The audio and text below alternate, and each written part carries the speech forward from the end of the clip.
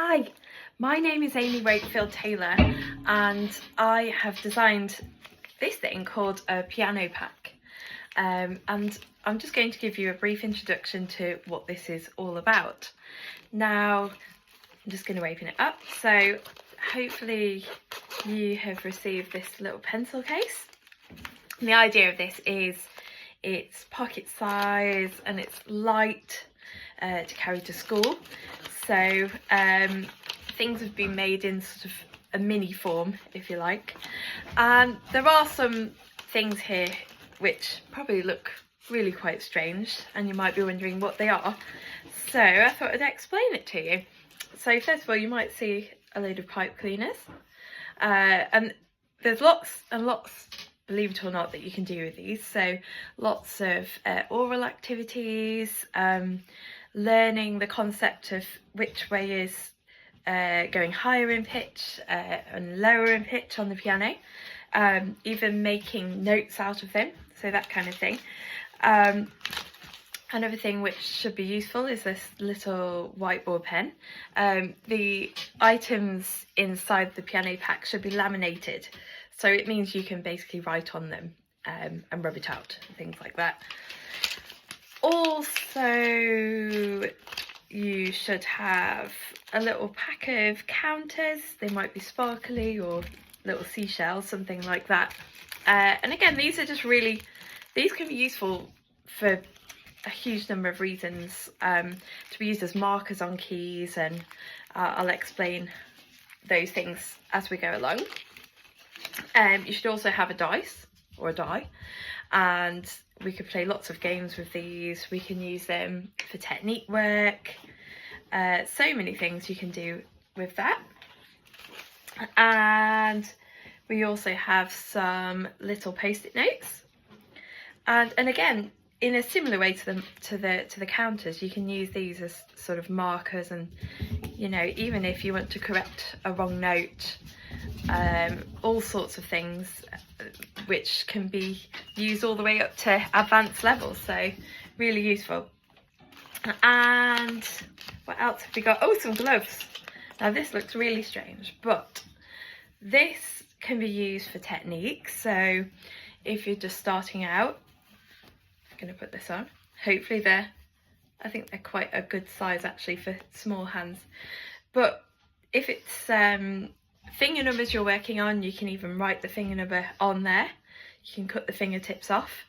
You can work on finger exercises, and they're just a kind of a fun way to access this. So I'm going to show you those exercises in another video.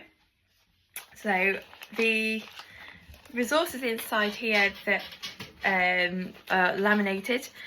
So we've got a little practice log, which might be useful just for yourselves, really, to kind of, I think it helps us sort of keep track of where we are with our practicing and see if we've managed to build up habit and how many times that's happening. And you can either write the length of time, or you can just tick it to say that you have done it, and it's kind of a fun way to just track what you're doing. According to the dentist, apparently it takes us over 28 days to form a habit. So if you can imagine, it takes a long time to form the habit of practicing each day, or as many times as you can. So that could be quite useful. Couple more things. So we have a keyboard card. Now this is obviously helpful in the beginning for learning the letter names, but also this can be used later on when we're moving hand position. It can be used for music theory. Even sixth form students and older students can use this for their theory, so I encourage everyone to have one of those. There's actually a longer 2-octave version, and that's a bit useful for, you know, for if you want to sort of add to the amount of keys.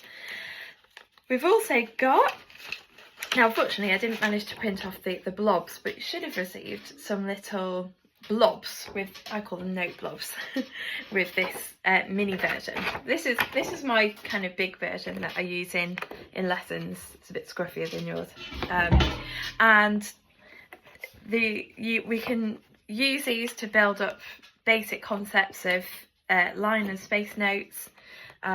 We can use, there are a couple of other things in here like that one.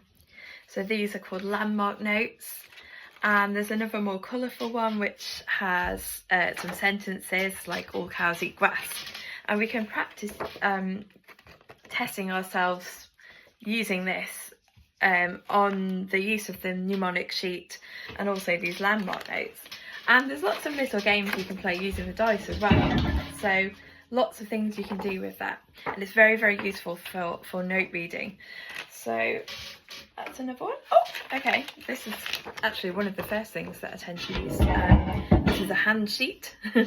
So when we play the piano, our finger numbers are really useful. So just getting your son or daughter to write the finger numbers on each one.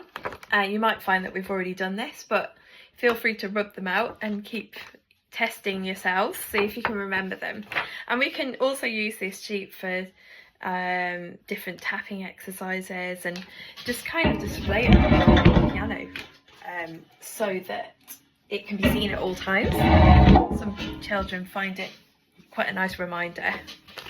So there's that one. I'm trying to think if there's anything else in there. That's probably about it. Yeah, pretty much got everything there. So all of these resources do have a point to them. Excuse me, my puppy is just causing devastation to one of my sheets that I've just printed out. So they all have a point to them.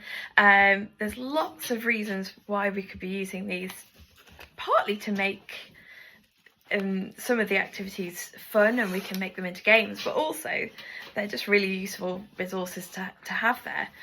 So I hope you have fun with this. I'm going to try and it's pretty hard to write everything down in the time that we've got in the lesson, because really it could be time that we're using to do the activities, but I will try and send videos out so that you have some ideas at home as well, and hopefully your son or daughter can also give you a bit of a clue as to what they've been doing using these.